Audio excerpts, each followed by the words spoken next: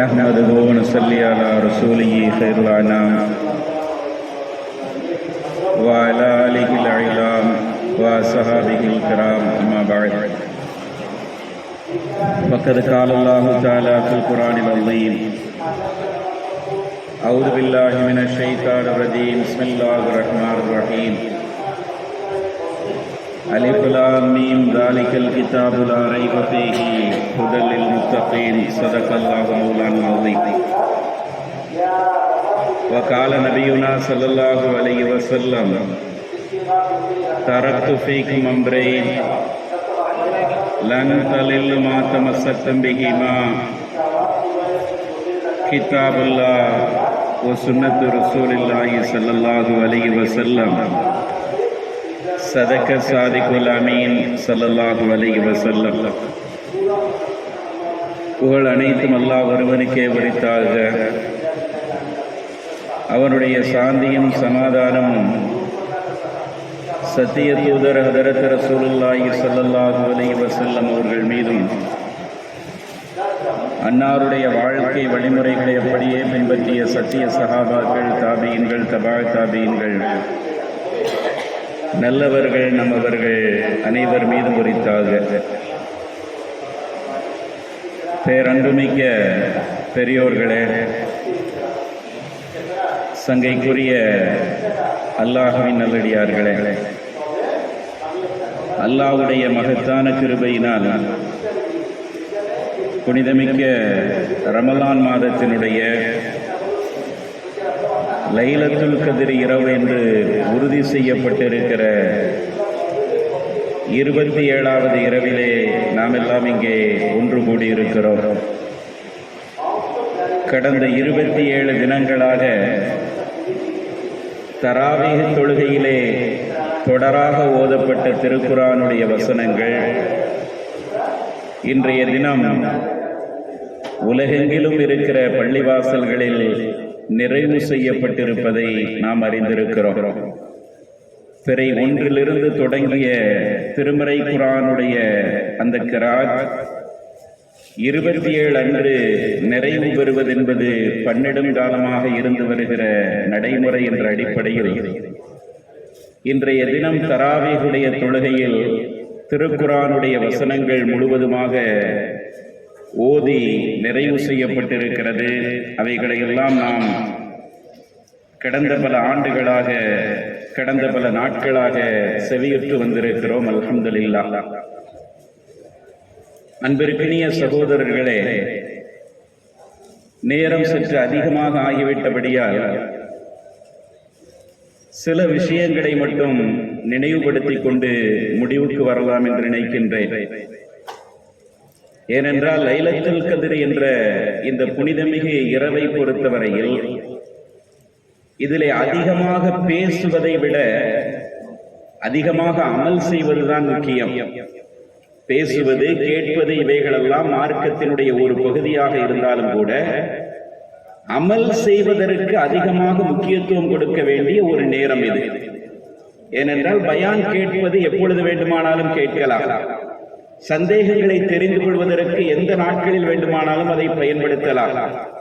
ஆனால் இந்த நாளை பொறுத்தவரையில், இந்த இரவை பொறுத்தவரையில் அமல்களுக்கு ரொம்ப முக்கியத்துவம் கொடுக்க வேண்டிய ஒரு நிலையில் நாம் இருக்கிறோம். அல்லாஹ்விடத்தில் பாவ மன்னிப்பு தேடுவது, துஆக்கள் செய்வது, திருக்குர்ஆனுடைய வசனங்களை அதிகமாக இந்த இரவுகளிலே ஓதுவது உள்ளிட்ட இந்த காரியங்களில் ஈடுபடுவதுதான் மிகச்சிறந்த ஒரு அமல் என்ற அடிப்படையில் மிக சுருக்கமாக சில செய்திகளை மட்டும் உங்களிடத்திலே பதிவு செய்து கொண்டு நான் முடிவுக்கு வருகிறேன். அன்பிற்கினிய சகோதரர்களே, அல்லாஹு தஆலா லைலத்துல் கத்ர் இரவை பற்றி பேசுகின்ற போது இன்னா அன்ஸல்நாஹு ஃபீ லைலத்துல் கத்ர், திருக்குர்ஆனை லைலத்துல் கத்ர் இரவில் தான் நாம் இறக்கி வைத்தோம் என்று அல்லாஹ் அறிமுகம் செய்துவிட்டு, அந்த இரவு எப்படிப்பட்ட இரவு தெரியுமா? வமா அதராக மா லைலத்துல் கத்ர், லைலத்துல் கத்ரி கைரும் மின் அல்ஃபி ஷஹர். அந்த இரவினுடைய மகத்துவம் என்ன தெரியுமா? அது 1000 மாதங்களை விட சிறந்த இரவாக இருக்கிறது என்று சொல்லுகிற இறைவன் அதற்கு அடுத்ததாக சொல்லுகிறான், மலக்குமார்கள் அந்த இரவிலே இந்த பூமிக்கு இறங்கி வருகிறார்கள். மலக்குமார்கள் என்று மட்டும் சொல்லவில்லை, மலக்குமார்களுக்கு தலைவராக இருக்கின்ற ஜிப்ரீல் அலைஹிஸ்ஸலாம் உட்பட மலக்குமார்கள் பூமிக்கு அந்த இரவிலே இறங்கி வருகிறார்கள். அந்த இரவினுடைய பாக்கியம் என்பது மத்லஇல் ஃபஜ்ர் என்று சொல்லப்படக்கூடிய ஃபஜ்ர் உதயமாகின்ற அந்த நேரம் வரை இருக்கிறது என்பதாக அல்லாஹ் தஆலா தெளிவுபடுத்துகிறார். ஆக மலக்குமார்கள் சூழப்படுகிற ஒரு இரவாக இந்த இரவு இருந்து கொண்டிருக்கிறது என்ற அடிப்படையில் மிகப்பெரிய ஒரு பாக்கியத்திற்குரிய இரவை நாம் அடைந்திருக்கிறோம் என்பதை முதலில் நாம் மனதில் நிறுத்திக் கொள்ள வேண்டும். பொதுவாகவே திருமறை குர்ஆனுடைய வசனங்களை பற்றி அல்லாஹ்வுடைய தூதர் தெளிவுபடுத்துகின்ற போது, திருக்குர்ஆனுடைய வசனங்கள் எங்கெல்லாம் ஓதப்படுகிறதோ அங்கெல்லாம் அல்லாஹ்வுடைய மலக்குமார்கள் சூழ்ந்து கொள்கிறார்கள்.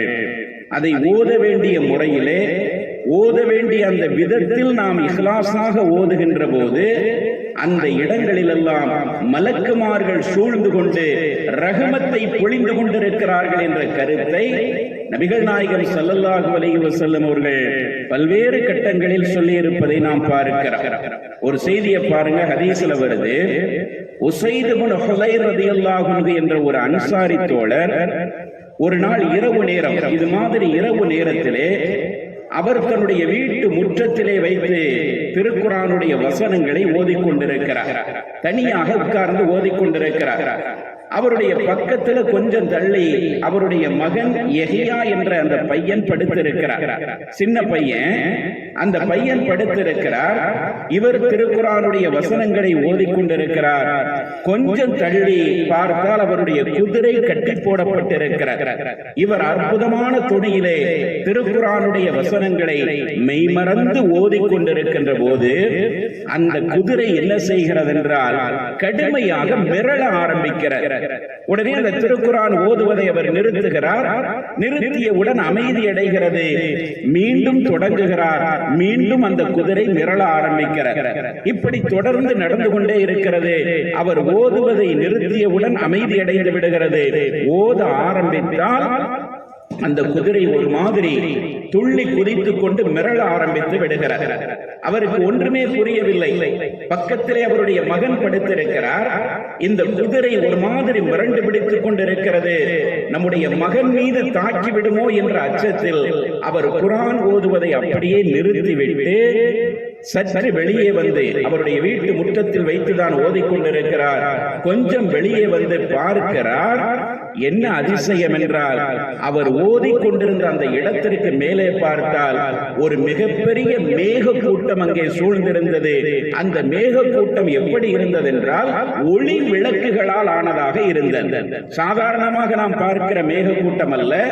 அந்த மேக கூட்டத்திற்கு மத்தியிலே ஒளி விளக்குகள் பிரகாசத்தை வெளிப்படுத்திக் கொண்டிருக்கிற ஒரு வினோதமான காட்சியை அவர் பார்க்கிறார். அவருக்கு அதிசயமாக இருக்கிறார். இது என்னடா, என்றைக்கும் இல்லாத அளவிற்கு மேக கூட்டங்களுக்கு மத்தியிலே விளக்குகள் இருக்கிற மாதிரியான ஒளி சூழ்ந்த இந்த சூழ்நிலை தெரிகிறது என்று ஆச்சரியப்பட்டு பார்த்து கொண்டிருக்கிறார். கொஞ்ச நேரத்தில் அது அப்படியே மறைந்து விடுகிறது. அந்த மேக கூட்டம் கொஞ்ச நேரத்தில் அப்படியே மறைந்து விடுகிறது. மறுநாள் காலையிலே பெருமானாரிடத்திலே வந்த உஸைத் இப்னு ஹுலைர் ரலியல்லாஹு அன்ஹு அவர்கள் அந்த செய்தியை நபிகள் நாயகத்திடத்திலே சொல்லுகிறார்கள். அல்லாஹ்வுடைய தூதரே, நேற்று இரவு நான் இந்த மாதிரி குர்ஆன் ஓதிக்கொண்டிருந்தேன். ஓதிக்கொண்டிருக்கிற போது என்னுடைய குதிரை மிரள ஆரம்பித்தது. நான் நிறுத்தினேன், அமைதி அடைந்தது. திரும்ப ஓதினேன், மறுபடியும் மிரள ஆரம்பித்தது. என்னவென்று புரியாமல் நான் வெளியே வந்து பார்த்தால் ஒரு மிகப்பெரிய மேக கூட்டம் என்னுடைய வீட்டிற்கு மேலே சூழ்ந்திருந்தது. குடை மாதிரி அமைப்பிலே இருந்தது. அதோடு மட்டுமில்லாமல் அந்த மேக கூட்டங்களுக்கு மத்தியில் இருந்து ஒளி விளக்குகள் பிரகாசித்துக் கொண்டிருந்தது. இப்படி ஒரு வினோதமான காட்சியை நான் பார்த்தேன்னு சொன்ன உடனே நபிகள் நாயகம் ஸல்லல்லாஹு அலைஹி வஸல்லம் அவர்கள் சொன்னார்கள், நீங்கள் பார்த்த அந்த வினோதமான காட்சி என்ன தெரியுமா? தில்கல் மலாயிகத்து, அது அல்லாஹ்வுடைய மலக்குமார்களுடைய வருகை என்று பெருமானார் சொன்னாங்க. அவருடைய பார்வைக்கு அது ஒளி விளக்காக தெரிந்தது. அந்த ஒளி விளக்கு என்பது மலக்குமார்களுடைய வருகை. அந்த மலக்குமார்களுடைய வருகை தான் ஒளி விளக்காக உங்களுக்கு காட்சியளித்திருக்கிறது. நீங்க மட்டும் ஓதுறதை நிறுத்தாம காலை வரை ஓதிக்கொண்டே இருந்திருந்தீர்கள் என்று சொன்னால் அந்த மேக கூட்டம் அப்படியே இருந்திருக்கும். இந்த மதீனா நகரத்து மக்கள் எல்லாம் அந்த மேக கூட்டத்தை பார்த்திருப்பாங்க. ஆனா நீங்க ஓதுறதை நிறுத்தினதுனால அந்த ஒளி வெள்ளம் காணாமல் போய்விட்டது என்று அல்லாஹ்வுடைய தூதர் விளக்கம் சொன்னார்கள் என்பதை பார்க்கிறார். சொல்ல வந்த செய்தி என்னவென்றால், திருக்குர்ஆன் ஓதப்படுகின்ற இடங்கள் என்பது மலக்குமார்கள் சூழ்ந்திருக்கிற இடங்களாக இருக்கின்றது. சில நேரங்களில் நம்முடைய கண்களுக்கு தெரியலாம், பல நேரங்களில் தெரியாமல் இருக்கலாம். ஆனால் மலக்குமார்கள் சூழ்ந்திருக்கிறார்கள். இப்பொழுது இந்த மஜ்லிஸிலே நாம் இருக்கிறோம். எதற்காக ஒன்று கூடி இருக்கிறோம் என்றால், திருக்குர்ஆனின் மீது கொண்ட காதலினால் நாம் ஒன்று கூடி இருக்கிறோம். அல்லாஹ் தஆலா அப்படித்தானே சொல்லுகிறார். லைலத்துல் கத்ர் இரவு என்ற அந்த இரவுக்கு எதை கொண்டு சிறப்பு வந்தது என்றால், திருக்குர்ஆன் அருளப்பட்டதினால் இந்த சிறப்பு வந்திருக்கிறது. வேறு எதை கொண்டும் இந்த இரவுக்கு சிறப்பு கிடையாது. ஆக திருக்குர்ஆன் அருளப்பட்ட இரவு என்பதை கண்ணியப்படுத்துவதற்காக அந்த இரவிலே அல்லாஹ்வுடைய அருளை நாம் பெற்றுக்கொள்ள வேண்டும் என்ற ஒரே காரணத்தினால் இங்கே நாம் ஒன்று கூடி இருக்கிறோம் என்றால், இப்பொழுது நம்மை சுற்றிலும் மலக்குமார்கள் சூழ்ந்திருக்கிறார்கள். எனவே துஆக்கள் அதிகமாக செய்து கொண்டிருக்க வேண்டும், பாவ மன்னிப்புகள் அதிகமாக கேட்டுக்கொண்டிருக்க வேண்டும். அதுதான் இந்த இரவை நாம் பயன்படுத்தியதற்கான ஒரு புத்திசாலித்தனமான நடவடிக்கையாக இருக்கும் என்பதை முதலில் நாம் புரிந்து கொள்வதற்கு கடமைப்பட்டு இருக்கிறோம். திருக்குர்ஆனுடைய தொடர்புகளை யாரெல்லாம் வளர்த்துக் கொள்கிறார்களோ அவர்களெல்லாம் அல்லாஹ்வுடைய அருளை பெறுவார்கள். அவர்களெல்லாம் மலக்குமார்களுடைய நெருக்கத்தை பெறுவார்கள் என்பதற்கு இன்னொரு செய்தியை பாருங்கள். ஒரு நாள் ரசூலுல்லாஹி ஸல்லல்லாஹு அலைஹி வஸல்லம் அவர்கள் மஸ்ஜித் நபவியிலே அமர்ந்திருக்கிறார்கள். வஹி வருகிறது. ஜிப்ரீல் அலைஹிஸ்ஸலாம் மனித உருவத்திலே வருகிறார்கள். பெருமானாரோடு சில வசனங்களை ஓதி காட்டிவிட்டு உரையாடி கொண்டிருக்கிற போது அந்த சபைக்கு ஹதரத் அபூ தருல் கிஃபாரி ரலியல்லாஹு அன்ஹு என்ற ஒரு நபி தோழர் வருகிறார். அவர் பெருமானாரை பார்க்கிறதுக்காண்டி வர்றாரு. வந்தவர் பார்க்கிறாரு, நபி அவர்களோடு யாரோ ஒருத்தர் பேசிக்கிட்டு இருக்கார். பேசிக்கிட்டு இருக்கிற நபர் ஜிப்ரீல் தான் என்பது அபூ தருல் கிஃபாரிக்கு தெரியாது.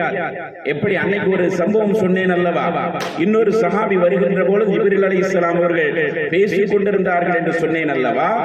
ஹாரிஸத் இப்னு நுஅமான் ரலியல்லாஹு அன்ஹு அதே மாதிரியான ஒரு சம்பவம். அபூ தருல் கிஃபாரி பெருமானாரை சந்திப்பதற்கு வருகிறார். ஜிப்ரீல் அலைஹிஸ்ஸலாம் பேசிக் கொண்டிருக்கிறார்.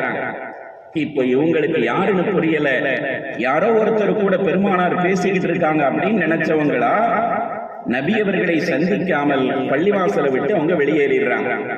உடனே ஜிப்ரீல் அலைஹிஸ்ஸலாம் சொன்னாங்க அல்லாஹ்வுடைய தூதரிடத்துல, ஹாதா அபூ தருல் கிஃபாரி கதா குபல, இதோ உங்களுடைய தோழர் அபூ தருல் கிஃபாரி வருகிறார், வந்துவிட்டு செல்லுகிறார் என்று ஜிப்ரீல் அலைஹிஸ்ஸலாம் சொன்னாங்க.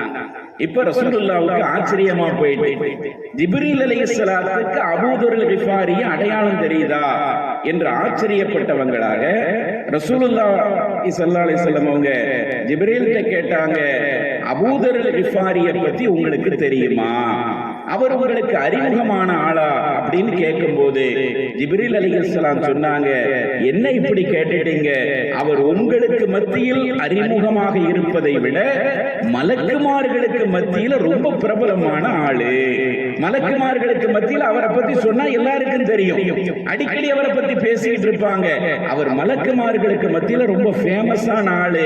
நீங்க மனிதர்களுக்கு மத்தியில அவர் அறிமுகமான ஆளுன்னு நினைச்சுக்கிட்டு இருக்கீங்க, ஆனா எங்களுக்கு மத்தியில அவர் ரொம்ப பிரபலமான ஆளுன்னு சொன்ன உடனே நபிகள் நாயகம் ஸல்லல்லாஹு அலைஹி வஸல்லம் அவங்க கேட்டாங்க, அப்படியா, இவ்வளவு பெரிய அந்தஸ்து அபூ தருல் கிஃபாரிக்கு இருக்கிறதா, பிமனால ஹாதிஹில் மன்சிலா, இந்த சிறப்பை அவர் அடைவதற்கு எது காரணமாக இருந்தது அப்படின்னு சொல்லி அபூ தருல் கிஃபாரியை குறித்து ஜிப்ரீல் அலைஹிஸ்ஸலாம் கிட்ட கேட்கும்போது ஜிப்ரீல் அலைஹிஸ்ஸலாம் 2 விஷயத்தை சொன்னாங்க. கவனமாக கேட்க வேண்டிய செய்தி. மலக்குமார்களிடத்திலே பிரபலமாக பேசப்படுகிற அளவிற்கு ஒரு மனிதருடைய வாழ்க்கை அங்கீகாரம் பெற்றிருக்கிறது என்பதற்கு ஜிப்ரீல் அலைஹிஸ்ஸலாம் சொன்ன காரணம் என்ன தெரியுமா? ஒன்று, பிகஸ்ரத்தி கிராஅத்திஹி குல் ஹுவல்லாஹு அஹத். ஒரு விஷயம் என்ன, அவர் குல் ஹுவல்லாஹு அஹத் என்ற சூராவை அதிகமாக ஓதுகின்ற வழக்கம் உடையவராக இருக்கிறார். எவ்வளவு பெரிய பாக்கியம்! சின்ன சூரா தான், நாம நினைச்சுக்கிட்டு இருக்கோம், சாதாரணமா நினைச்சுக்கிட்டு இருக்கோம். ஆனால் அவருடைய சிறப்பு உயர்த்தப்படுவதற்கு அந்த சூராவினோட தொடர்பு காரணமாக இருந்திருக்கிறார். ஜிப்ரீல் அலைஹிஸ்ஸலாம் சொன்னாங்க, அவர் அதிகமாக குல் ஹுவல்லாஹு அஹத் என்ற சூராவை ஓதுகிற வழக்கமுடையவராக இருந்திருக்கிறாரு. இரண்டாவது விஷயம் என்ன தெரியுமா? அவர் தன்னை குறித்து தன்னுடைய மனசுல ரொம்ப சாதாரணமா எடை போட்டு வச்சிருக்கிறாரு. அவர் ரொம்ப பெரிய ஆளு.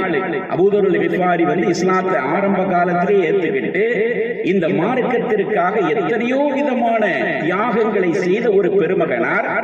அவர் தன்னை பத்தி தான் மனசுல எப்படி நினைச்சிருக்காருன்னா, நாம ஒரு பெரிய ஆளு, நம்ம எவ்வளவு பெரிய சாதனைக்குரியவர் அப்படின்னு அவர் நினைக்கல. அவர் தன்னை குறித்து ரொம்ப சாதாரணமாக எடை போட்டு வைத்திருக்கிறார். ஜிப்ரீல் அலைஹிஸ்ஸலாம் சொல்ற காரணம், இன்னைக்கு எல்லாருக்கும் இருக்கக்கூடிய இயல்புக்கு மாற்றமான ஒரு இயல்பு, ஒரு சின்ன திறமை தன்னிடத்தில் இருந்தாலே, ஒரு சின்ன விஷயத்தில் தான் முதன்மையாக இருப்பதை உணர்ந்து கொண்டாலே, ஏதோ உலகத்துல நம்மளை விட மிஞ்சின ஆள் யாரும் இல்லை என்று நினைக்கிற ஒரு மனோபாவத்திலே வாழ்ந்து கொண்டிருக்கிற நமக்கு அபூதர் கிஃபாரியினுடைய இயல்பு ஒரு பாடமாக இருக்கிறது. ஜிப்ரீல் அலைஹிஸ்ஸலாம் சொன்னாங்க, அவர் தன்னை குறித்து தன்னுடைய மனசுல ரொம்ப சாதாரணமா எடை போட்டு வச்சிருக்கிறாரு. அவர் பெரிய இடத்துல உள்ளவர் தான், ஆனா அவருடைய மனசுல நம்மளை கொண்டு என்ன காரியம் நடக்க போது, நம்மெல்லாம் அவ்வளவு பெரிய ஆளா என்று தன்னை குறித்து அவர் மிக சாதாரணமாக எடை போட்டு வச்சிருக்கிறாரு. இந்த 2 விஷயம்தான் அவர் மலக்குமார்களிடத்துல கூட பெருமை பாராட்டி பேசப்படுற அளவுக்கு காரணமாய் இருந்ததுன்னு ஜிப்ரீல் அலைஹிஸ்ஸலாம் சொல்றாங்க. பொதுவாகவே அப்படித்தானே, உண்மையான பெரிய மனிதர்கள் ரொம்ப அலட்டிக்கிற மாட்டாங்க. அல்லாஹ்விடத்திலே தொடர்பிலே இருக்கக்கூடிய மனிதர்கள், அல்லாஹ்வுடைய நெருக்கத்தை பெற்றவர்கள் என்பவர்கள் எப்பொழுதுமே தங்களை பத்தி ரொம்ப பெருசால அலட்டிக்கிற மாட்டாங்க. அவங்க யாருங்கிறத பெரும்பாலும் அவங்களால காட்ட மாட்டாங்க, அவங்களுக்கே தெரியாதுன்னு சொல்ல போனா. இப்ராஹிம் அலைஹிஸ்ஸலாத்துடைய வாழ்க்கையில கூட ஒரு நிகழ்வு உண்டு. ஒரு நாள் என்ன செய்யறாங்க, அவங்க வீட்டுல சாப்பாட்டுடைய நேரம். இப்ராஹிம் அலைஹிஸ்ஸலாத்துடைய வழக்கம் என்னன்னா, அவங்க தனியா உட்கார்ந்து சாப்பிட மாட்டாங்க. யாராவது ஒரு விருந்தாளியை அழைச்சிட்டு சாப்பிடுறத அவங்க வழக்கமா கொண்டிருந்தாங்க. ஏன்னா விருந்தினர்களை உபசரிப்பது இப்ராஹிம் அலைஹிஸ்ஸலாத்துடைய பாரம்பரியம் என்பது ஹதீஸ்கள்ல குறிப்பிடப்பட்டிருக்கு. இனம் புரியாத நபர்களுக்கெல்லாம் விருந்து கொடுத்தவர்கள் மகிழ்வார்கள்.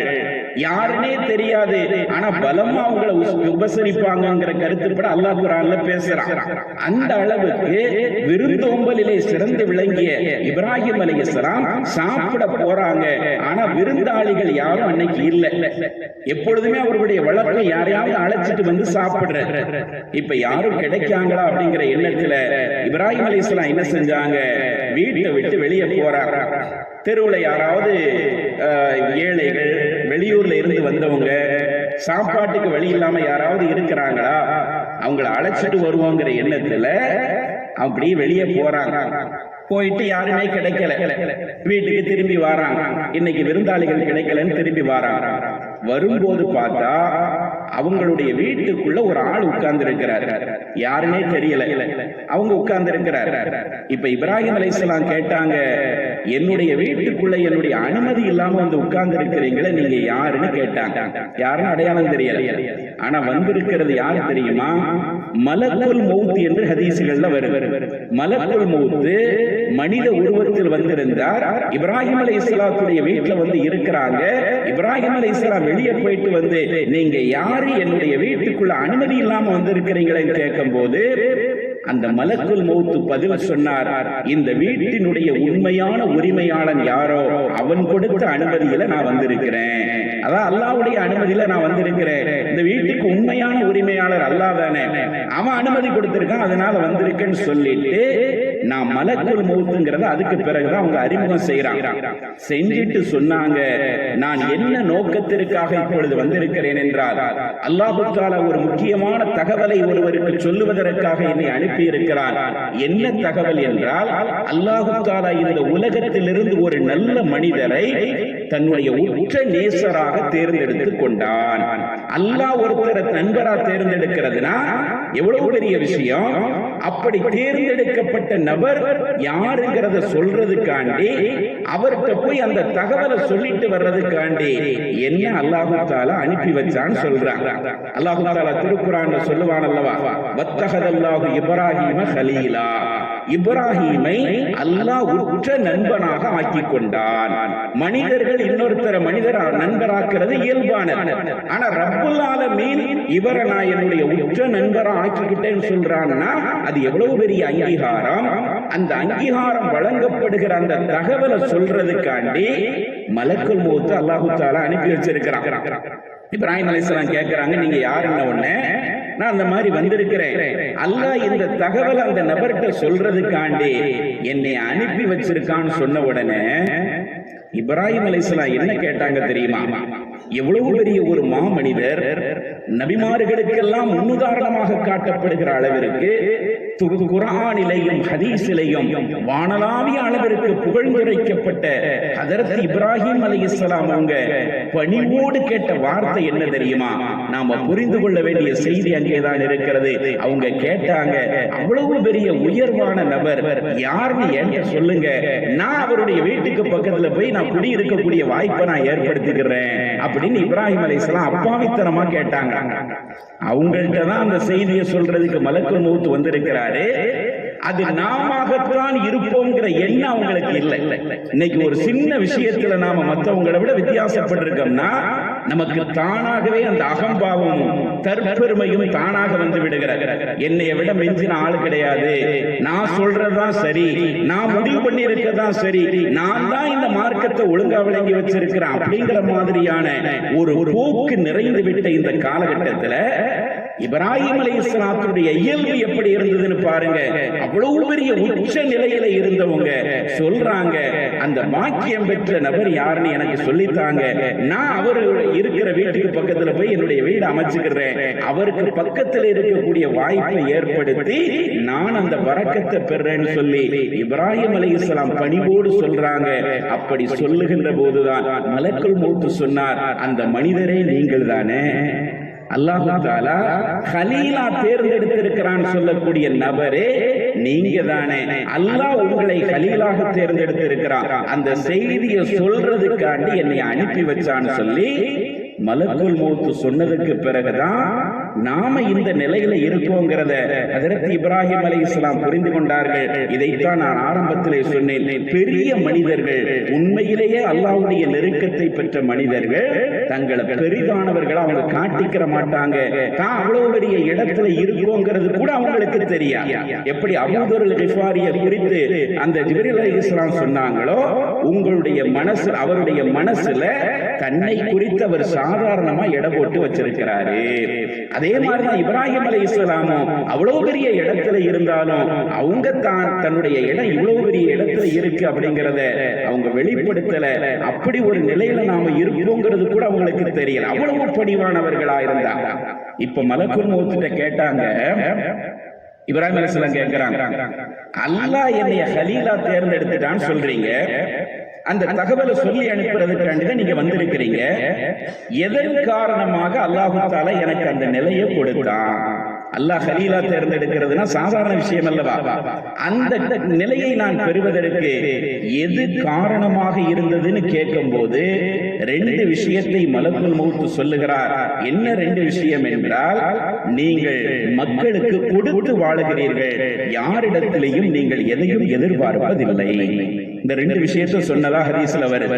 இப்ராஹிம் அலைஹிஸ்ஸலாத்தை பத்தி சொன்னாங்க, துகுத்தின் நாஸ வலா தஸ்அலின் நாஸ, மக்களுக்கு உங்களால உங்களால் முடிந்ததை நீங்க கொடுத்து வாழ்றீங்க. யாரிடத்திலையும் எதையும் கேட்டு பெறுகிற இயல்பு உங்களிடத்தில் இல்ல. மனிதர்களிடத்தில் நீங்கள் தேவையாகுவதில்லை. இந்த 2 பண்பு தான் அல்லாஹ் உங்களை கலீலாக தேர்ந்தெடுக்கக்கூடிய அந்த நிலைக்கு கொண்டு வந்து சேர்த்திருக்கிறது என்று மலக்குல் மௌத் சொன்னார்கள் என்பதை பார்க்கிறோமே. சொல்ல வந்த செய்தி என்னவென்றால், பெரிய மனிதர்கள் எப்பொழுதும் தங்களை குறித்து பெரிதாக அலட்டிக் கொள்ள மாட்டாங்க.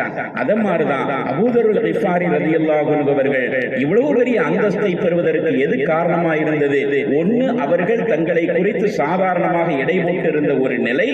இரண்டாவது, குல் ஹுவல்லாஹு அஹத் என்ற அந்த சூறாவை அளவுக்கு அதிகமாக நேசிச்சாங்க. அதை எப்பொழுதும் ஓதுகின்ற வழக்கம் அவர்களிடத்தில் இருந்தது. அதிகமாக ஓதுகின்ற அந்த வழக்கம் இருந்ததினால் அல்லாஹ் தஆலா அவ்வளவு பெரிய அந்தஸ்தை அவர்களுக்கு கொடுத்தான் என்பதை பார்க்கிறோம். அதனால தான் நான் ஆரம்பத்தில் சொன்னேன், திருக்குர்ஆனுடைய வசனங்களோடு யாரெல்லாம் தொடர்பை ஏற்படுத்திக் கொண்டார்களோ, திருக்குர்ஆனுடைய வசனங்கள் எங்கெல்லாம் ஓதப்படுகிறதோ அங்கெல்லாம் அந்த இடங்கள் எல்லாம் அல்லாஹ்வுடைய அருள் சூழப்பட்ட இடங்களாக இருக்கிறது.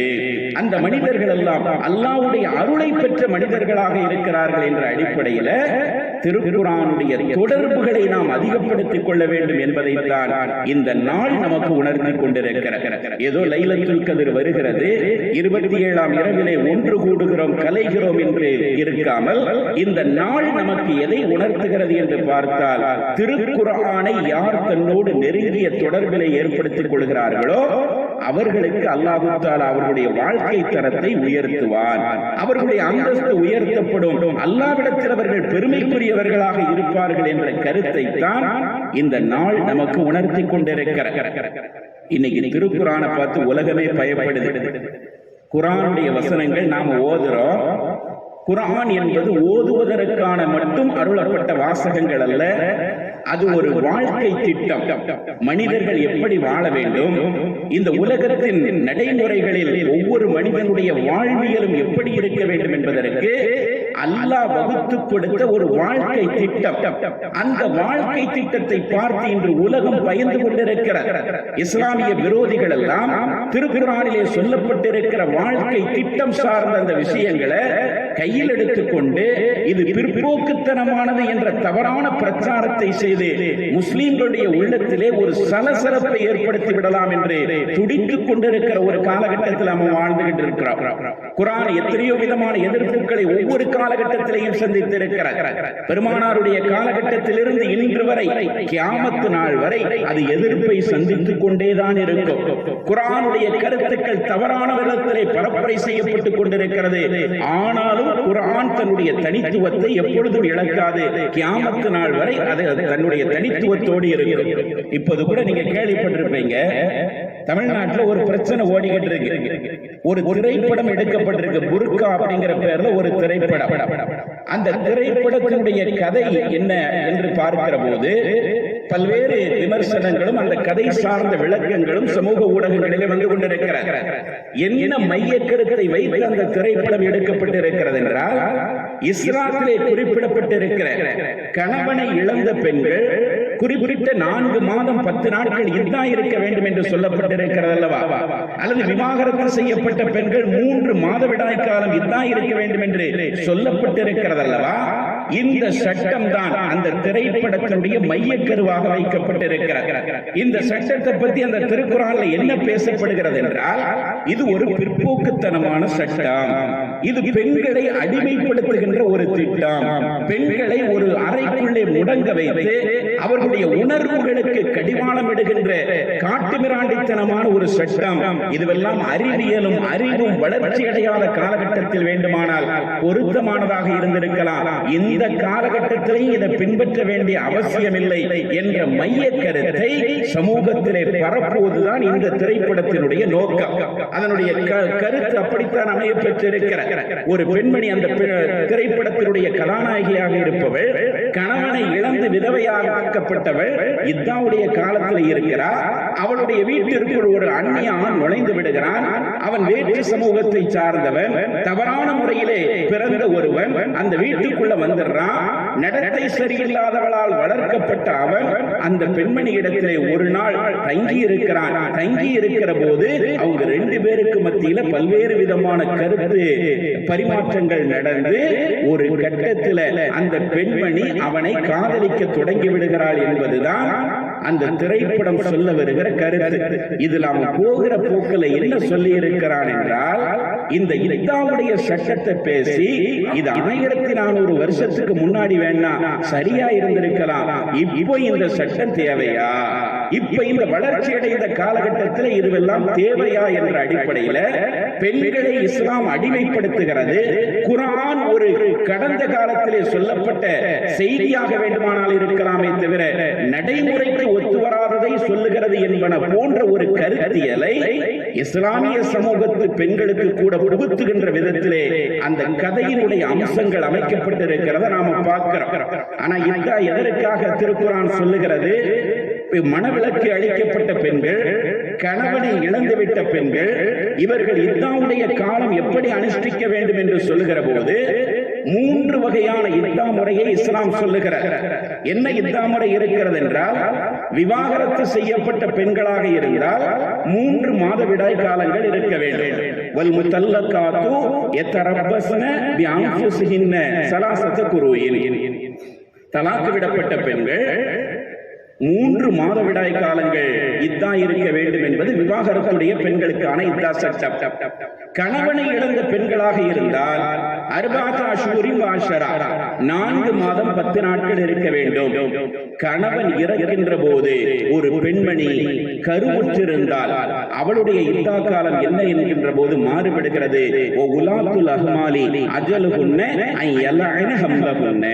கர்ப்பிணி பெண்களுடைய இத்தா காலம் என்பது அவர்கள் குழந்தையை பெற்றெடுக்கின்ற காலம் என்று திருக்குர்ஆன் தெளிவாக பேசுகிறார்.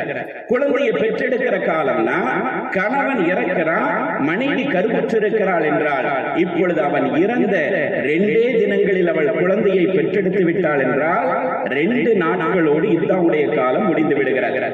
அதே நேரத்தில் அப்பொழுதுதான் கருவுற்றிருக்கிறாள், முதல் மாதத்திலேயே கணவன் இறந்து விட்டான் என்று சொன்னால் கிட்டத்தட்ட 8-9 மாதங்கள் அவள் இத்தாவுடைய காலத்தில் இருக்கணுங்கிறது கர்ப்பிணி பெண்களுக்கான இத்தாவுடைய சட்டம். இந்த 3 வகையான சட்டமும் திருக்குர்ஆன்ல சொல்லப்பட்டிருக்கிறது. இதுல என்னடா உங்களுக்கு பிற்போக்குத்தனம் இருக்கிறது? அறிவியலுக்கு ஒத்து வராத கருத்து என்ற போன்ற ஒரு கருத்தியல இந்த திரைப்படத்தின் வழியாக புகுத்தப்பட்டிருப்பதை நாம் பார்க்கிறோம். எது அறிவியலுக்கு ஒத்து வரல? இத்தாவுடைய சட்டம் இந்த மார்க்கத்தில் எதற்கு சொல்லி தரப்பட்டிருக்கிறது? பெண்கள் அடிமைப்படுத்துறதுக்கும் அதுக்கு ஏதாவது சம்பந்தம் இருக்கிறதா? இதா என்றாலே கணக்கிடுதல் என்ற அர்த்தம். என்ன கணக்கிடுதல்? நாட்களை கணக்கிடுதல், மாதத்தை கணக்கிடுதல். அந்த கணக்கிடுதல் என்பது எதற்காக ஏற்படுத்தப்பட்டிருக்கிறது? அவளுடைய கருவறையை சோதிப்பதற்காக. முந்தைய கணவனின் மூலமாக அவள் கருவுற்றிருக்கிறாளா, அவங்க 2 பேருக்கு மத்தியிலே நடைபெற்ற தாம்பத்தியத்திலே கருவுற்றிருக்கக்கூடிய சூழல் இருக்கிறதா என்பதை பரிசோதிக்கிறதுக்காண்டிதான் இத்தா என்பதை அனுஷ்டிக்கப்பட்டிருக்கிறது. அதனாலதான் நீங்க கர்ப்பிணி பெண்களா இருந்தா குழந்தையை பெற்றெடுத்த உடனேயே அவ மறுமணம் செய்து கொள்ளக்கூடிய உரிமை அவளுக்கு வந்துருது. இவன் சொல்லக்கூடிய கருத்தை பார்த்தா ஏதோ இஸ்லாம் என்பது, திருக்குர்ஆன் என்பது பெண்களை முடங்கி இருக்க சொல்லுது. என்ன முடங்கி இருக்க சொல்லுது? 3 மாதம் வீட்டுல ஒழுக்கமா இருக்குன்னு சொல்லுது, 4 மாதம் 10 நாள் வீட்டுல ஒழுங்கா இருன்னு சொல்லுது. இதுல என்னடா பிற்போக்குத்தனம் இருக்கிறது? இதுல என்ன பெண்ணடிமைத்தனம் இருக்கிறது? அவள் உடனடியாக இன்னொருவனை திருமணம் முடிச்சுக்கிட்டானா அவள் கருவுறுகிற போது இந்த குழந்தை யாருக்கு பிறந்தது என்பதை தீர்மானிப்பதில் குழப்பம் வருமே. இதுக்கு என்னடா முடிவு வச்சிருக்கிறீங்க? எதற்கும் பதில் இல்லை. ஏதோ நாங்கள் சொல்ல வந்ததுதான் அறிவியல் என்பதை போன்ற ஒரு கருத்தியலோடு இன்று விஷம பிரச்சாரம் செய்யப்பட்டுக் கொண்டிருக்கிறத நாம பார்க்கிறோம். சரி, இந்த இத்தாவுடைய காலகட்டம் குர்ஆன் சொல்லுகிறது. காலம் காலமாக இதை நம்ம ஏத்துக்கிட்டு வரோம். நம்முடைய அறிவை கொண்டு சிந்திச்சாலே இது சரியான சட்டம் என்பதை நாம புரிந்துக்கிறலாம். இதையும் கடந்து இன்றைய அறிவியல் சொல்ல வருகின்ற உண்மை என்ன தெரியுமா? இன்றைய நவீன அறிவியல் கருவியல் சார்ந்த விஷயத்தில் என்ன செய்தியை சொல்லிக்கிட்டு இருக்கு தெரியுமா? சமீபத்திலே சில ஆண்டுகளுக்கு முன்பாக ஒரு யூத விஞ்ஞானி, கருவியல் துறையிலே ஆராய்ச்சி செய்து கொண்டிருந்த ராபர்ட் கில்ஹாம் என்ற யூத விஞ்ஞானி இஸ்லாத்தை ஏற்றுக்கொள்கிறார். இவர் ஏற்றுக்கொண்டதற்கு முக்கிய காரணம் என்னவென்றால், அவர் சார்ந்த ஆய்விலே அவர் கண்டுபிடித்த ஒரு முடிவுதான் அவர் இஸ்லாத்தை ஏற்றுக்கொள்வதற்கு காரணமாக இருந்திருக்கிறார். என்ன அவர் ஆய்வு செய்தார் என்றால், கருவியல் ஆராய்ச்சியாளராகிய இருந்த அவர் ஒரு ஆணும் பெண்ணும் இணைகின்ற போது கருவறையிலே ஏற்படுகின்ற மாற்றங்களை குறித்து அவர் ஆய்வு செய்து கொண்டு வருகிற போது அவர் என்ன ஒரு கருத்தியலை கண்டுபிடிக்கிறார் என்றால், ஒரு ஆணும் பெண்ணும் இணைகின்ற போது அந்த ஆண் அந்த பெண்ணிடத்திலே தன்னுடைய DNA எனும் அந்த ரேகை பதிவை அவன் அங்கே இட்டு சென்று விடுகிறான். கை ரேகை எப்படி ஒரு மனிதனை அடையாளம் காட்டுகிறதோ அது மாதிரி ஒரு ஆணும் பெண்ணும் இணைகின்ற போது ஏற்படுகிற அந்த DNA ரேகை பதிவு ஒரு தம்பதிகளை அடையாளம் காட்டுகிறது. ஒரு பெண்ணோடு ஒருத்தன் உறவு கொண்டிருக்கானா, இவன் உறவு கொண்டானா இல்லையாங்கிறத தீர்மானிக்கணும்னா அதுக்கு சில டெஸ்டுகள் இருக்கிறது. அதை எடுத்தால் அவன் அந்த பெண்ணோடு உறவு கொண்டது நிரூபணமாகிவிடும் என்பது அறிவியல் உண்மை. அவர் சொல்ல வர்ற செய்தி என்னன்னா, இந்த DNA பதிவு இருக்கிறதல்லவா, ஒரு ஆணும் பெண்ணும் இணைகின்ற போது கருவறையில் ஏற்படுகிற அந்த DNA ரேகை பதிவு என்பது முழுமையாக அழிய வேண்டும் என்றால் கிட்டத்தட்ட 3 மாதங்களுக்கு மேலாக தேவைப்படுகிறது. ராபர்ட் கில்ஹாமுடைய முடிவு நீங்க வேணா இன்னைக்கு தேடி பாருங்க, அதனுடைய கருத்துக்கள் எல்லாம் இந்த இணையதளங்கள்ல பார்க்கலாம். அவருடைய ஆராய்ச்சி முடிவு அதுதான். ஒரு ஆணும் பெண்ணும் இணைகின்ற போது அந்த ஆண் அவளுடைய கருவறையிலே பதிவு செய்கிற அந்த DNA ரேகை பதிவு முழுமையாக அழிய வேண்டும் என்று சொன்னால் 3 மாசத்துக்கு மேலாவது.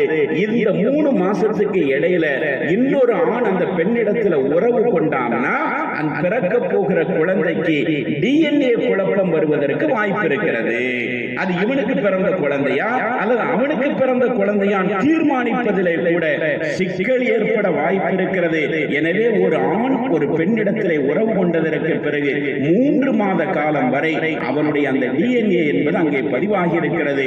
அதுக்கு பிறகுதான் அது அழிகிறது. அந்த 3 மாதங்கள் கழித்ததற்கு பிறகு உறவு கொண்டால் எந்த பிரச்சனையும் இல்லை என்பதை அவர் கண்டுபிடிச்சு இந்த விஷயத்தை, இந்த நூற்றாண்டில் கண்டுபிடிக்கப்பட்ட இந்த விஷயத்தை திருக்குர்ஆன் அன்னைக்கே சொல்லி இருக்கேன்னு சொல்லி அவர் தன்னை இஸ்லாத்தை ஏற்றுக்கொண்டார். அவர் இஸ்லாத்தை ஏற்றுக்கொண்டதற்கு பிறகு யூதர்கள் கூட தப்பாக பிரச்சாரம் பண்ணாங்க, ராபர்ட் கில்ஹாம் இஸ்லாத்தை ஏற்றுக்கறல, அப்படி ஒரு ஆளே கிடையாது, இவங்களா ஒரு கற்பனையை உருவாக்கிட்டாங்கன்னு சொல்லி யூதர்கள் அதற்கு எதிராக பிரச்சாரம் பண்ணாங்க. அவர்களுடைய பிரச்சாரமும் இன்று முறியடிக்கப்பட்டிருக்கிறது என்பதை பார்க்கிறோம். ஆனா இப்படி அறிவியல் பூர்வமாகவும் நிரூபிக்கப்பட்ட குர்ஆனிய கருத்துக்களை போகிற போக்கில ஏதோ இதுதானா பிற்போக்குத்தனமானது, குர்ஆன் சொல்லுகிற இந்த கருத்துக்கும் இன்றைய நடைமுறைக்கும் ஒத்து வராது என்பதை போன்ற அந்த கருத்தியலை விதைப்பதற்கு திரைப்படங்களும் ஒரு கருவியாக இன்று ஆக்கப்பட்டிருக்கிற ஒரு காலகட்டத்தில் நாம் வாழ்ந்துகிட்டு இருக்கோம். பெருமானாருடைய காலத்துல திருக்குர்ஆனுக்கு எப்படி எல்லாமோ எதிர்ப்புகள் வந்தது. இது சூனியக்காரருடைய வார்த்தைன்னு சொன்னாங்க, இது பைத்தியக்காரருடைய வார்த்தைன்னு சொன்னாங்க, கடந்த வேதங்கள்ல இருந்து காப்பி அடிச்சுட்டு வந்து சொல்றாருன்னு சொன்னாங்க, இது நடைமுறைக்கு ஒத்து வராது என்று சொன்னாங்க.